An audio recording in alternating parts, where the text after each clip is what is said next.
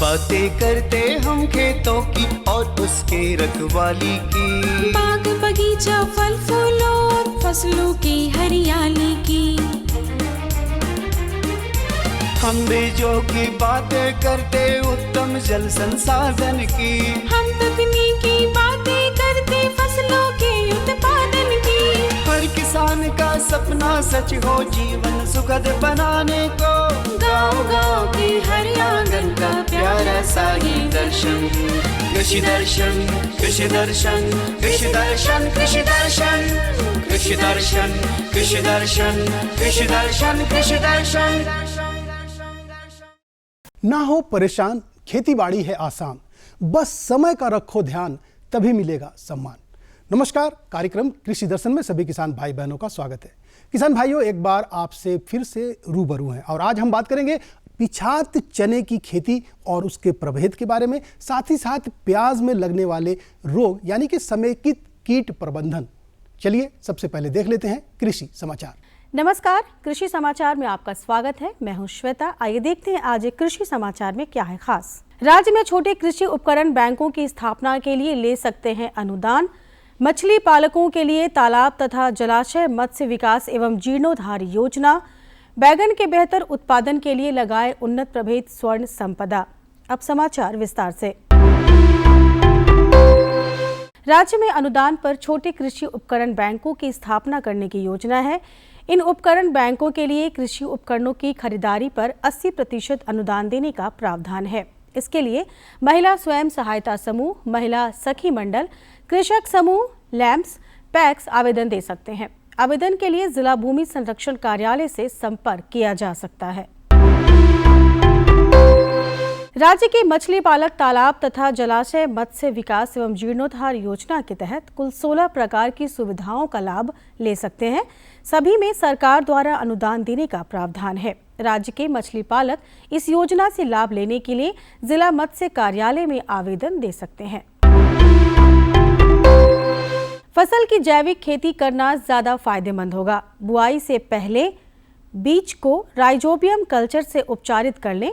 कीटों की रोकथाम के लिए नीम का तेल और रोगों के उपचार के लिए छेना पानी का उपयोग करें। राइजोबियम कल्चर जीवाणु खाद होता है। इसमें ऐसे जीवाणु होते हैं जो हवा से नाइट्रोजन ग्रहण करके उसे पौधों तक पहुंचाने का काम करते हैं। इससे यूरिया की बचत होती है। उपज बढ़ाने के लिए राइजोबियम से बीजोपचार करना ज्यादा लाभकारी है। कीटों की रोकथाम के लिए नीम का तेल 1 से 3 मिलीलीटर प्रति लीटर पानी की दर से घोल बनाएं और फसल पर छिड़काव करें।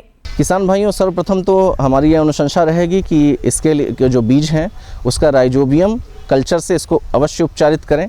और इसके बाद अगर आप सामान्य रूप से देखा जाता है कि ये जो फसल होती है ये रोग एवं कीटों से मुक्त रहती है, परंतु अगर रोग एवं कीटों का प्रकोप दिखाई देता है तो कीटों के लिए आप नीम तेल जैसे जैविक समाधानों का प्रयोग कर सकते हैं 1 से 3 ml प्रति लीटर पानी की दर से।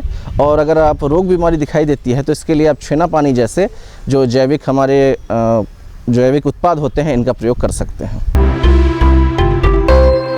राज्य के जो किसान बैगन की खेती करना चाहते हैं वे वर्तमान तिथि से लेकर जनवरी तक फसल लगा सकते हैं। बैगन के बेहतर उत्पादन के लिए उन्नत प्रभेद Pusa purple long, Pusa purple round, Pusa cluster, स्वर्ण प्रतिभा, स्वर्ण श्यामली, स्वर्ण शक्ति या स्वर्ण संपदा 6 लगाएं। बैगन के सामान्य प्रभेदों की बुआई में 700 ग्राम बीज और संकर प्रभेदों की बुआई में 200 ग्राम बीज प्रति हेक्टेयर की दर से लगाएं।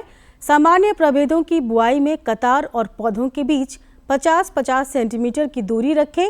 संकर प्रभेदों की बुआई कतार और पौधों के बीच 60-60 सेंटीमीटर की दूरी रखें। सामान्य प्रभेदों की उत्पादन क्षमता 200 से 250 क्विंटल प्रति हेक्टेयर है, जबकि संकर प्रभेदों की उत्पादन क्षमता 600 क्विंटल प्रति हेक्टेयर है। राज्य के किसान मकई के भुट्टे से दाना छुड़ाने के लिए कृषि उपकरण ट्यूबलर हैंडमेड शेलर का इस्तेमाल कर सकते हैं। इसकी कार्य क्षमता 1 क्विंटल प्रतिदिन है। आज हम जानेंगे प्याज फसल को कीट मुक्त रखने के लिए जैविक उपाय के बारे में। आप यदि प्याज फसल की खेती करने जा रहे हैं तो अपनी फसल को कीटों के प्रकोप से मुक्त रखने के लिए ट्राइकोडर्मा का व्यवहार करें। इसके लिए गोबर खाद में 5 किलोग्राम ट्राइकोडर्मा मिलाकर प्रति हेक्टेयर की दर से खेत में डालें। इस मिश्रण को नर्सरी और खेत दोनों जगह दिया जा सकता है। और अब एक नजर राज्य के प्रमुख शहरों के मौसम के मिजाज पर। आज राज्य के 5 प्रमुख नगरों के अधिकतम और न्यूनतम तापमान कुछ इस प्रकार दर्ज किए गए। रांची का अधिकतम तापमान 26 डिग्री सेल्सियस दर्ज किया गया।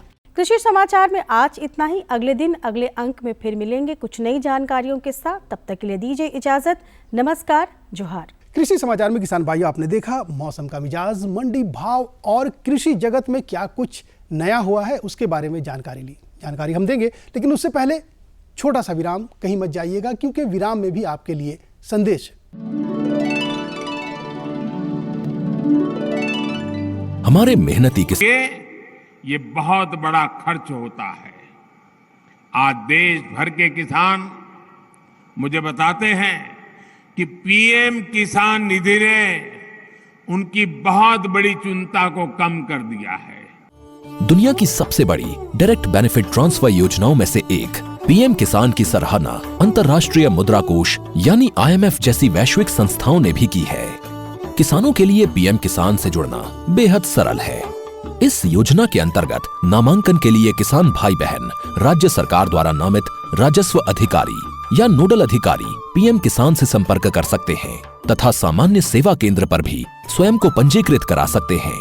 इसके अलावा किसान भाई बहन वेब पोर्टल पर फार्मर्स कॉर्नर एवं पीएम किसान मोबाइल ऐप के माध्यम से भी पीएम किसान सम्मान निधि 2,60,000 करोड़ रुपए से अधिक की धनराशि भेजी जा चुकी है।